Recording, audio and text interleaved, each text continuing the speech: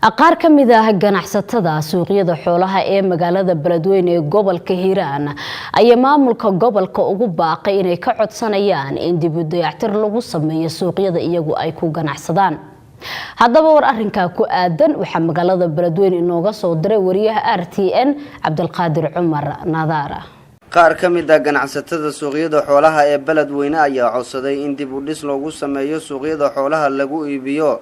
waxa ay sheegeen in loo baahan yahay in loo hirgeliyo dhismooyin ay gambaad kaga dhigtaan cadceedda maadaama ganacsiga xooluhu uu imika ku eg yahay 9 subaxnimo taasina ay sabab u tahay cadceedda oo aysan jirin meel ay gambaad kaga dhigtaan. waxaan wax ka weydiiyay qaar ka mid ah ganacsatada caqabadaha ay la kulmaan inta ay ku guda jiraan iibsashada xoolaha waxaana ay sheegeen in ay codsanayaan in loo sameeyo dhismooyin. waxaan jeclaan lahaa suuqan suuq weyn oo international waaye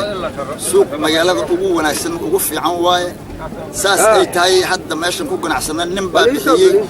waxaan rabi lahaa in meeshaas suuq wanaagsan caadi oo magaalada saddex suuq baa ka jirta suuqa ugu wanaagsan oo bartamaha ku yaalo waayo nin kasta oo wax ka gadan karo oo laga baqayn oo fawdo lahayn waaye waxaan rabi lahaa in suuqaas loo hirgeliyo loo casriyeeyo هولل مارتي هاد أنت أفر ساعة بيان جوجنا هولل واحد الربع مارتي حلو إنه جانا أنت لح ساعة إنه جانا يا رب هن هاي مركب وحنا بدنا رب هن هاي نلاقي بتوم ملا حلو كوار سلام وهيركان كوجان إلى أفر ساعة كده لما نجوا كرو وأنا السوق نمد سوق أصل سوق عالمي نلاقي ديجو والله بدل السوق كله يقول بلا سوق كنا شغلان له لا أفر ساعة وأنت لا أفر ساعة كده بيو ولا قلت هول واحد بس الملك واحد ريال ملك لا هو دول نكيسة xoolaha lagu iibiyo ilaa iyo noocyadee ba gaaraya waxa lagu iibiyaa geela ariga waayahay marka ganacsatada imaada halkan isleedahay way ka faa'iidaan hadii suuqan loo hirgeliyo isla markaana si wanaagsan looga dhiso loo hargeliyo oo bataqana wala loo yeelo oo bataqana hadi oo noo afacaya waa lagu fuliyaa laakiin waxa noo qabto ma hayo suuq dadeeda ku ganacsahay suuqa yimaado oo durmaaniga ka raadsan